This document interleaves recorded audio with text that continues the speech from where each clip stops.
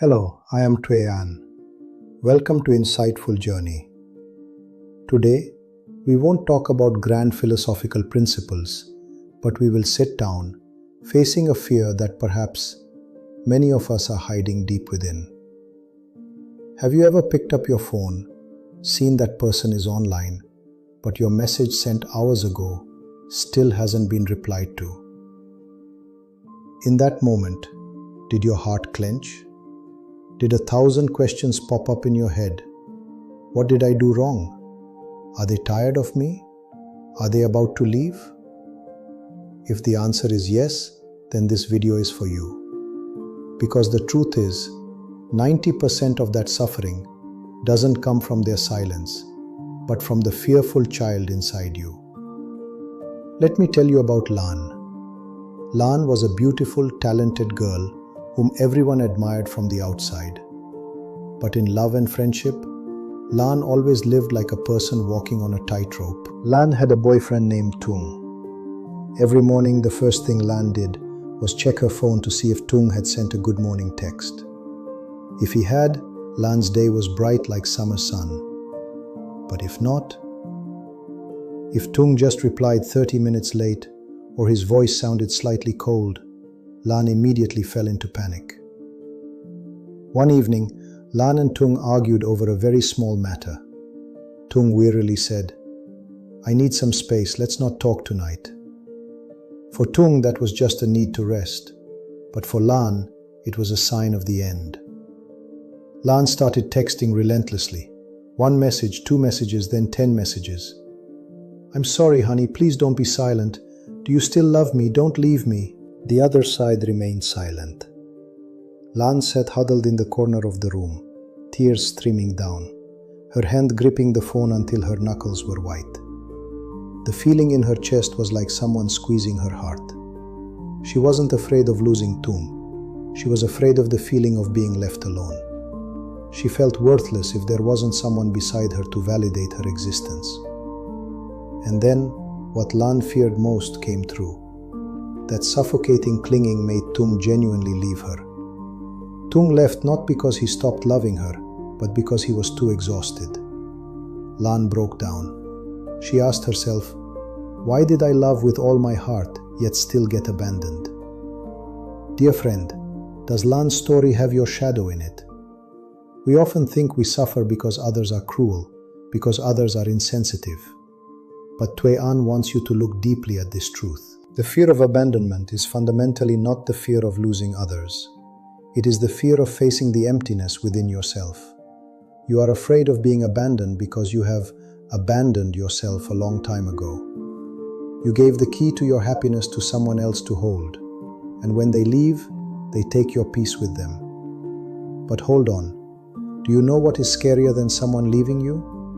It is when you lose your self-respect to keep someone who no longer wants to stay. And the truth that Buddhism points out next might hurt you a little, but it will help you completely awaken. From the perspective of psychology, this is called the anxious attachment style. It often stems from childhood, when our emotional needs were not consistently met.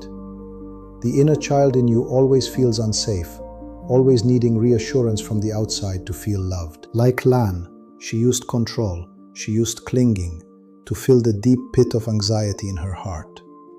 But the more she filled, the wider the pit became.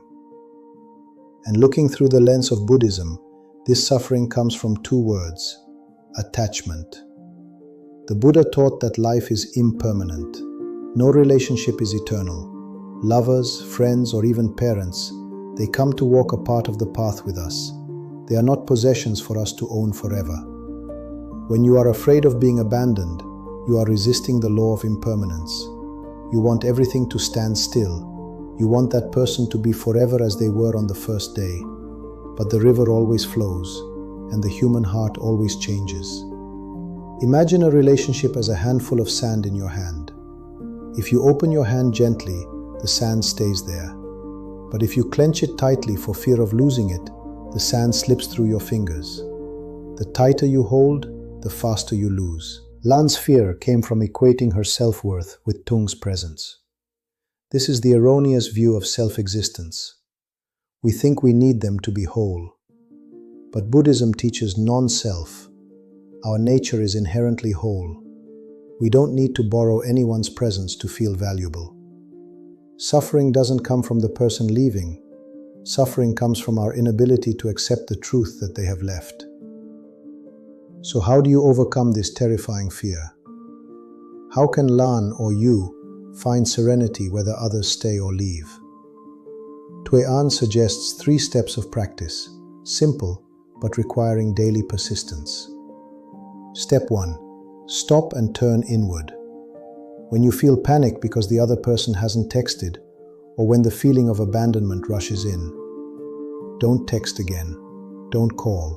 Stop. Place your hand on your left chest, take a deep breath and say to yourself, I am here. I am not abandoning myself. Cut off the automatic reaction of seeking external reassurance. Reassure yourself first.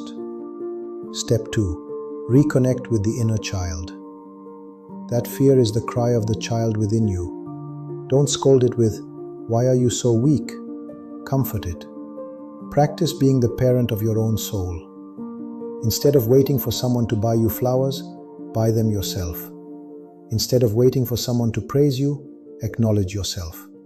When you know how to make yourself happy, the absence of others will no longer be a tragedy. Step 3. Contemplate impermanence and practice letting go. Every day remind yourself, this person came and brought me joy. I am grateful. But if they leave tomorrow, I will still be okay. Mindful love is loving as a companion, not as a parasitic vine. Practice standing firm on your own 2 feet. When you are emotionally independent, you radiate an incredibly attractive energy of peace. At that point, you don't need to hold on. People will want to stay. Dear friend, in this life, the only person who walks with you from birth until your last breath is not your parents, not your lover, but you yourself. Don't turn your heart into a boarding house where anyone can come and go, leaving behind a pile of ruins. Turn your heart into a solemn temple. Whoever enters must treasure it. Whoever leaves, you bow in peaceful farewell. You are not being abandoned. You are merely being given space by life to learn how to love yourself more deeply. If this video touches your heart, leave a dot in the comments so Tuệ An knows you are starting the journey back to relying on yourself. Don't forget to subscribe to the channel so we can continue to meet in the next healing stories. Remember, I am still here if you need me.